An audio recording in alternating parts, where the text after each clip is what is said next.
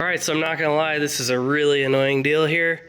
I took this truck out to a little cruising event tonight, and already this blower is leaking down, like right here, leaking down, and there's a little puddle of oil right there, and it's the light blower oil, you know, that goes in the snout.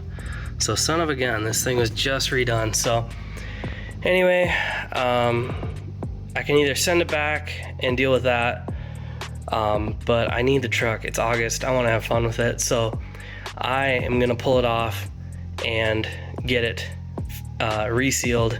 I had to do it on my other Jokerz blower, so sadly I'm a pro at this. But anyway, I'm gonna get this baby off, get on the workbench, and get this thing fixed. All right, so it's 19 minutes later. Obviously taking this blower off is a lot more convenient with all the stuff that's deleted and all these push locks and everything. But you can see what we're dealing with here.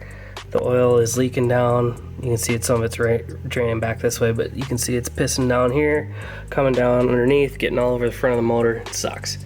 So I'm gonna take these bolts out of the snout, get the snout off of here. I think the plenum has to come off, but I don't remember. Either way, get that off of there, get it cleaned, and get it refitted, and hopefully stop this mess.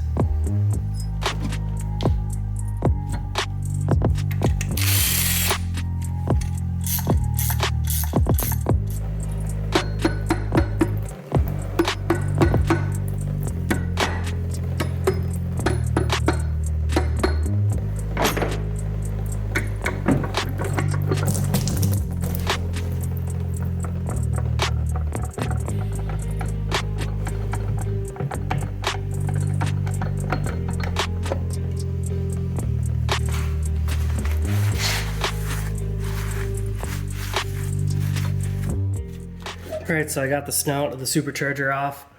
Now I can just take this, I have to clean off this whole flange, get that all sorted, and then same here, clean this flange, and then we can get to putting it back together.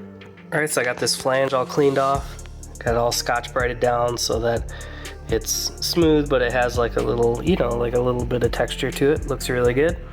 So I got this all cleaned up, and I got the flange on the snout all cleaned up. So now I'm going to apply the flange sealant to the snout, and I'm going to leave this side bare, but I'm going to brake clean the both surfaces first and put this thing together.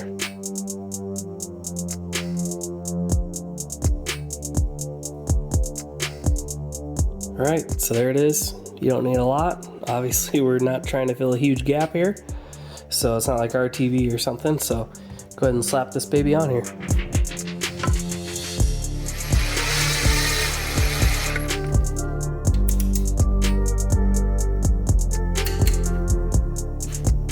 Alright, so you can see that flange sealant kind of gushing out there. That's about what I want.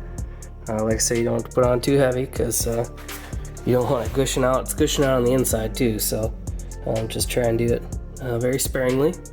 Alright, now that the Supercharger's back on, all I gotta do is fill it.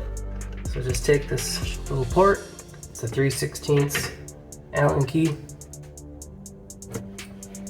Then you want to get the right stuff. Get the right Supercharger oil. This is the stuff right here. You can get it anywhere basically. I just have this little piece made for the top of the jug, so then I can just toss this guy in here.